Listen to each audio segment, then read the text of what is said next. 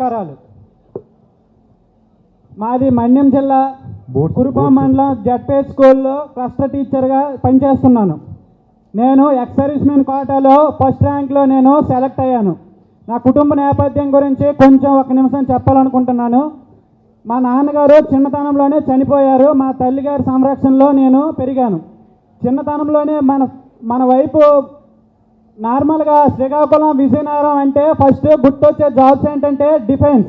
అది ఎలా వచ్చిందంటే అందరికీ అత్యంత త్వరగా భర్తీ చేసి వేగంగా ఉద్యోగాలు వచ్చే అవకాశాలు మనకి డిఫెన్స్లోనే వస్తాయి.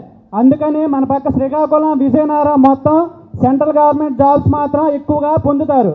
అదేవిధంగా గతంలో 2019లో నేను సెంట్రల్ గవర్నమెంట్ జాబ్ అనేది పొందడం జరిగింది. ఇప్పుడు అదేవిధంగా ఇక్కడ మనకి మెగా డిఎస్సి కూడా మన రాష్ట్ర స్థాయిలో అత్యంత వేగంగా పూర్తి చేసే జాబ్స్ ఏమున్నాయంటే మొన్న మెగా డిఎస్సిని అత్యంత వేగంగా 150 రోజుల్లో పూర్తి చేయడం జరిగింది. తర్వాత నేను అక్కడ ఆర్మీలో పనిచేసి అక్కడ ఇంజూర్ అవ్వడం వల్ల 2 సంవత్సరాలు సర్వీస్ చేసి మళ్ళీ తిరిగి రావడం జరిగింది. వచ్చిన తర్వాత నేను మళ్ళీ చదవాలని కోరికతో నేను విజయనగరంలో చదువు ప్రారంభించాను. ఆ 2 సంవత్సరాల్లో ఆర్థికంగా ఎంతో ఇబ్బంది పడ్డా. ఇప్పుడు మనకి ఆరోపణలు చేస్తున్నారు మన మిత్రులు అంటే వాళ్ళు ఎవరో కాదు, మనందరం టీచర్ కోర్సు చదువుకున్నాం కాబట్టి టీచర్ కోర్సు చేసే వాళ్ళని అవతల వాళ్ళు వినియోగించుకొని మనం భర్తీ అయ్యాం, ఇంకొకరు భర్తీ కాలేదు. వాళ్ళ పెయిన్ని వాళ్ళు యూజ్ చేసుకుంటూ వాళ్ళు మన మీద విషం చల్లుతున్నారు. ఇది అందుకోసం మనం ఈరోజు మేము గుమలక్ష్మీపురం దగ్గర నుండి 130 కిలోమీటర్ల దూరం నుండి ఇక్కడికి వచ్చాం. మన ఆత్మగౌరవం కాపాడుకోవడం కోసం. ఆ రోజు మనకి జాబు సంపాదించాం, కానీ ఆనందం అనేది ఎన్ని రోజులు మనకు లేదు.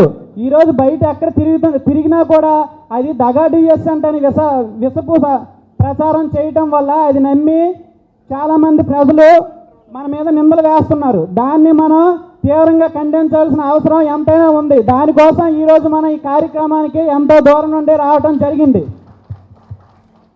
అంతగా మనం అందులో ఒక ప్రచారం ఏంటంటే మన అందరం కూడా డబ్బులు ఇచ్చి కొనుక్కున్నామని అంటున్నారు. మనం డబ్బులు ఇచ్చేంత స్థాయిలో ఉంటే ఆ రోజు మనం డిఎస్సి చదివేటప్పుడు మనకి వంట చేసుకునే సమయం కూడా ఉండేది కాదు. అందుకని మన అందరం అన్నా క్యాంటీన్లో 3 పూటలు తిని చదువుకొని మన సమయాన్ని ఆదా చేసుకునే వాళ్ళం. మనకి అన్నా క్యాంటీన్లు కూడా అలా ఉపయోగపడ్డాయి ప్రతి ఒక్క నిరుద్యోగికి కూడా. అలాగే మనం ప్రతిరోజు ప్రతి ఒక్కరూ నైట్ అయినా ప్రశాంతంగా పడుకుంటారు. మనం పగల మొత్తం చదువుకొని రాత్రి సమయంలో కూడా మన నిద్రలో అవే వచ్చేవి. ఆ నిద్రలో కూడా అవే గుర్తు చేసుకొని మనం అంత కష్టపడి ఈరోజు ఉద్యోగం సాధించాం.